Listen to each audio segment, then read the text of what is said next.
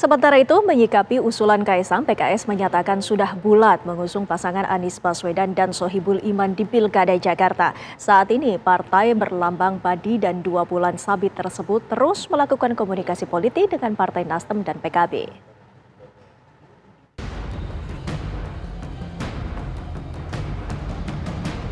Lobi-lobi politik terus dilakukan Partai Keadilan Sejahtera atau PKS terhadap sejumlah partai politik lain untuk memuluskan pasangan yang diusungnya, yakni Anies Baswedan dan Sohibul Iman di Pilkada Jakarta. PKS tetap kukuh menyodorkan Sohibul Iman sebagai pendamping Anies Baswedan di pemilihan Gubernur Jakarta, meskipun partai yang menggadang-gadang Anies Baswedan memiliki bakal calon wakil gubernur. Menurut Presiden PKS Ahmad Saiku, PKS saat ini tengah melakukan komunikasi politik terutama dengan Partai Nasdem dan PKB yang memang sama-sama mengusung Anies Baswedan di Pilkada Jakarta. Ia berharap ada dukungan konkret dari PKB dan Nasdem. DPTP PKS terkait dengan calon gubernur dan wakil gubernur DKI Jakarta itu sudah diberikan kepada Pak Anies sebagai calon gubernur dan Pak Muhammad Sohibul Iman sebagai calon wakil gubernur. Nah, adapun tadi ada hambatan komunikasi, tidak, kita terus akan berkomunikasi dengan partai-partai yang memang berkeinginan untuk mendukung itu.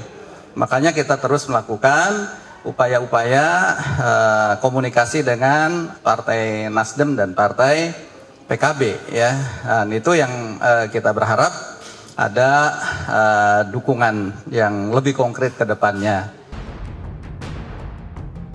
Saat ini 3 partai politik, yakni PDI Perjuangan, Partai Kebangkitan Bangsa, dan PKS saling menjajaki kemungkinan berkoalisi di Pilkada Jakarta karena tertarik untuk mengusung Anies Baswedan.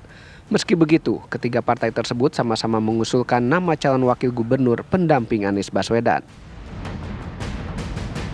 Dari Jakarta, tim TV One mengabarkan. PKS dan PSI memastikan akan berkoalisi di Pilkada Provinsi Banten dan Kabupaten Lebak, Banten. PKS juga membuka peluang mengusung Ketua PSI Kaisang Pangarep menjadi bakal calon peserta Pilkada.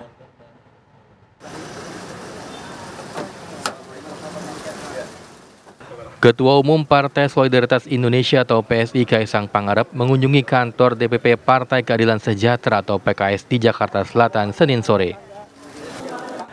Dalam pertemuan itu, PSI dan PKS mengkonfirmasi akan berkoalisi di Pilkada Provinsi Banten dan Kabupaten Lebak, Banten, serta masih ada kemungkinan berkoalisi di Pilkada Kota Bekasi.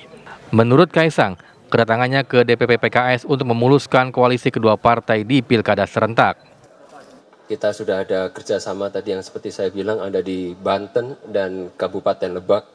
Jadi kan jauh, kemungkinan Bekasi juga. Nanti wali kotanya dari PKS, wakil wali kotanya nanti dari PSI. Tapi ya itu yang kita sedang jajaki semua, kita saling berkolaborasi untuk kebaikan bangsa ini. Dan saya pribadi juga akan berkomunikasi dengan partai-partai yang lain terkait pilkada. Mengenai saya tadi, Jakarta ataupun Jawa Tengah, sabar. Salaman lagi, Pak. Sementara itu, Presiden PKS Ahmad Saiku bersyukur bisa berkoalisi dengan PSI di Pilkada serentak.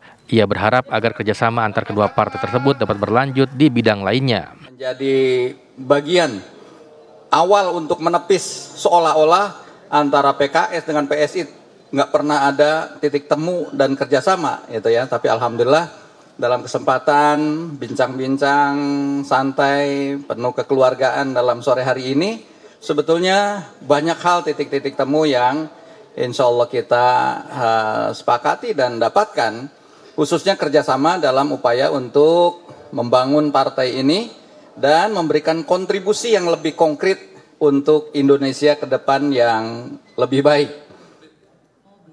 Dalam kesempatan tersebut, Sekjen PKS Habib Abu Bakar Al-Habsyi juga mendoakan agar Kaisang bisa menjadi salah satu calon kepala daerah di Pilkada serentak tahun ini.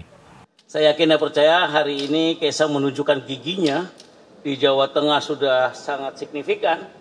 kita doakan saja semoga beliau bisa jadi. Amin. Ya, di Jawa Tengah atau kalau mau di Jakarta ya tinggal diatur saja. Ya. Buat saya dalam berpolitik, dalam berdemokrasi, perbedaan adalah sebuah hal yang biasa. Koalisi antara PKS dan PSI di Pilkada serentak kemungkinan masih bisa bertambah dengan melihat hasil pileg di tiap-tiap daerah. Tim TV One mengabarkan.